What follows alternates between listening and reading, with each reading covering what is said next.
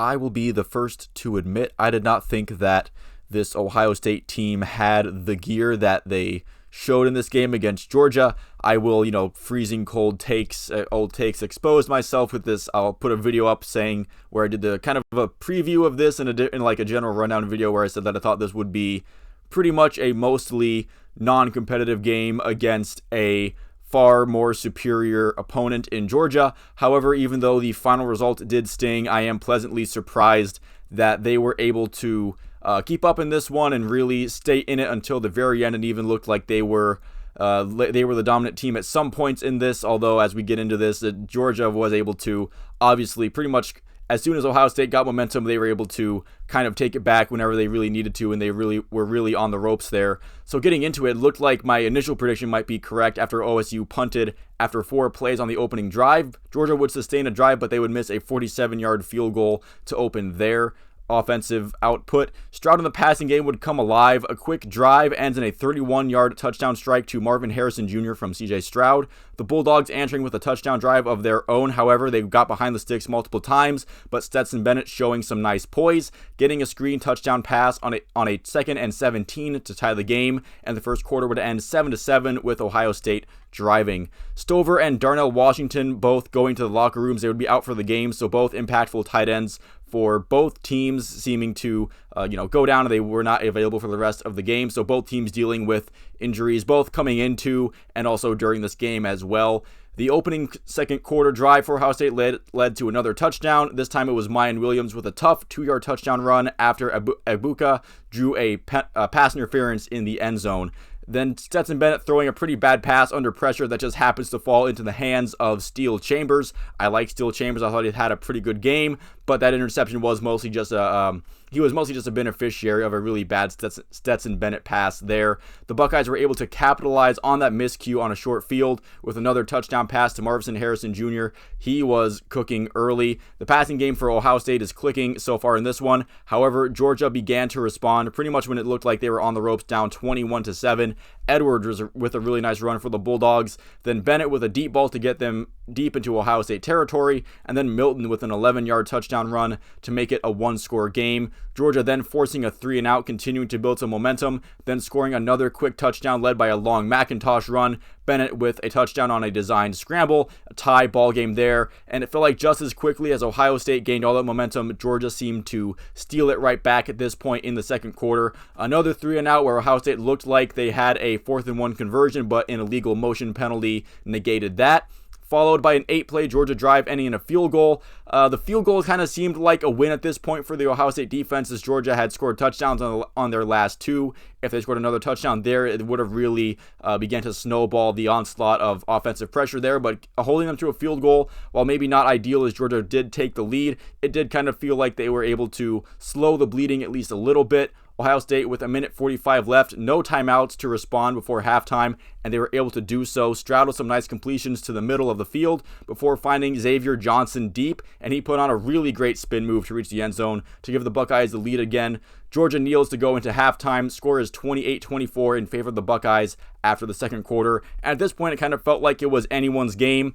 Ohio State grabbing momentum early in the second, but then Georgia grabbing it right back and taking a lead of their own, and then Ohio State getting that last-minute score to get the lead back. It felt like it was momentum shifts all over the place, and basically each team kind of taking turns throwing haymakers at the other. Start of the third quarter couldn't have gone any better for the Buckeyes, forcing a 3-and-out and then getting a touchdown of their own, led by Xavier Johnson and Igbuka. He would catch the touchdown to make it 35-24. Ohio State starting to cook with some grease here. The teams would trade punts. Georgia missed a long field goal after getting a short field. It seemed pretty big for Ohio State at the time.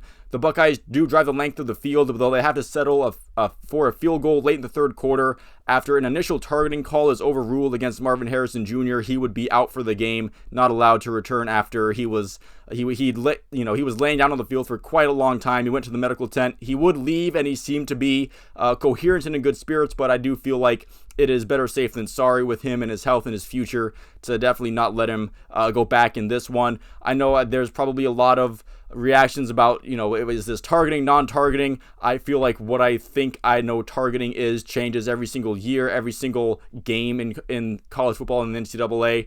I would have liked, obviously, as an Ohio State fan, I would have liked a targeting call, but, if I cry foul on the referees for this, there's probably Georgia fans who can cite one or two egregious no calls or calls against them or something, and then it just gets down to an unfathomable rabbit hole that I'll never be able to dig out of. So at this point in what I'm doing here, I don't feel like it's necessary or fruitful or productive to complain about officiating or scream into a wall about how if this call would have gone differently, then everything would have changed. We'll never know. That's just something that they didn't call it. And the third quarter ends with Georgia driving 38-24 in favor of the Buckeyes. Even with the targeting thing, I will take that situation, that scenario, any day of the week. The Bulldogs get a long field goal drive of their own after a swing pass turned fumble really ruined their goal to go sequence there. Ohio State looking like they converted a fake punt on their next drive, but Kirby Smart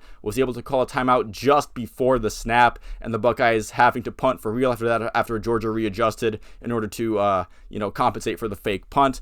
Then old habits die hard in the secondary. Ransom slipping on the stadium in Atlanta, on the field there. Bennett finding Smith wide open for a touchdown in one play. And just like that, Georgia has closed another 2-score gap in the blink of an eye. Ohio State looking to respond with another touchdown drive, but a sack on Stroud on a screen attempt forces Ruggles to attempt and make a 48-yarder instead. And then Bennett, torching the Buckeye defense down the field on the following drive, finds Mitchell for a touchdown to go up by 1 very late in the game. Stroud with a little less than a minute and 2 timeouts to get the team to at least within field goal range. Stroud with a completion to Julian Fleming, and then he would break off a huge run to get to the edge of Ruggles' field goal range. And then after a failed run and 2 incompletions, Ruggles goes out to attempt a game-deciding 50-yard kick. If he makes it, Ohio State advances. If not, then Georgia, the defending champs, go on to the championship game. And this was not even a close kick. As soon as it left his foot, you could tell it was going way wide left and even went wider left as the kick went on. Georgia ends up winning the ball game 42-41 in a thriller. Stroud playing a phenomenal game. This is one that we as Ohio State fans have been waiting for on a stage like this. If you're a Georgia fan coming here, don't worry, I will give you your praise after I do my spiel on the Ohio State players.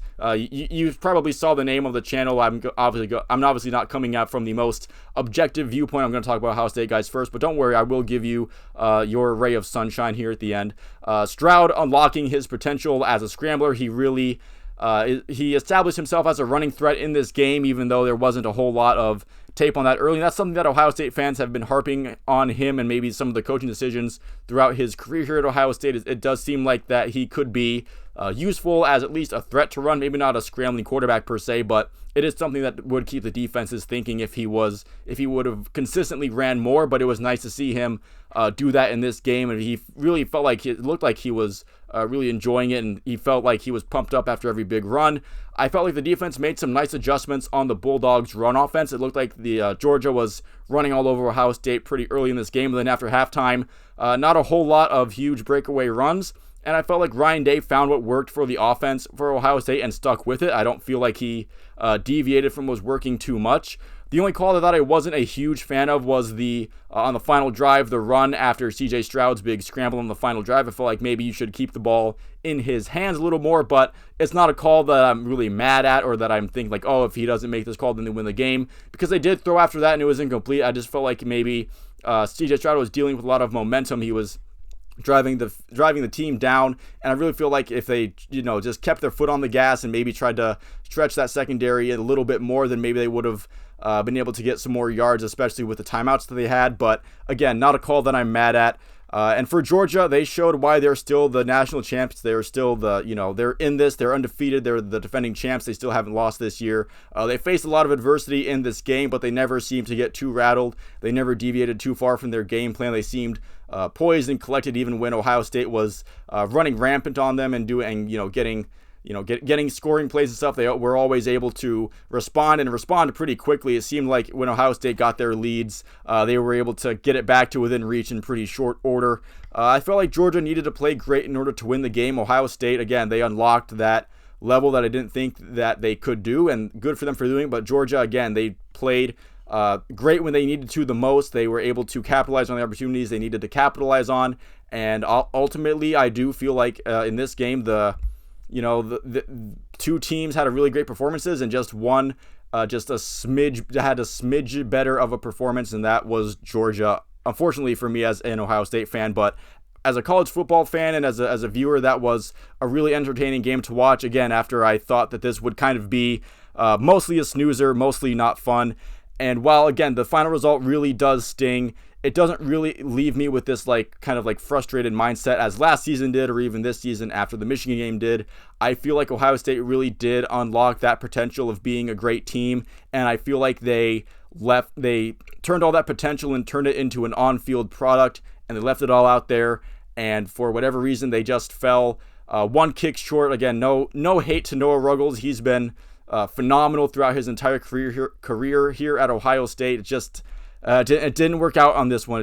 That kick was pretty bad, pretty awful. I'm sure he's going to be remembering that for quite some time after this. I hope he doesn't feel too horrible about it, but it would have been nice to maybe at least have some hope on that kick. But yes, as soon as it left his foot, you could just tell that it wasn't even going to be anywhere close to the uprights. But like I've been mentioning lately, I do feel like Ohio State, they were able to finally cobble together all their pieces that they had into a really great performance. They left it all out there, and it just happened that the team across from them just left it all out there too, and it was just the bounces didn't go their way. Even though I feel like that's kind of discrediting Georgia a little bit. Georgia was obviously tremendous too, but Ohio State, just for whatever reason, the coin didn't flip their way. They lose a 1-point classic.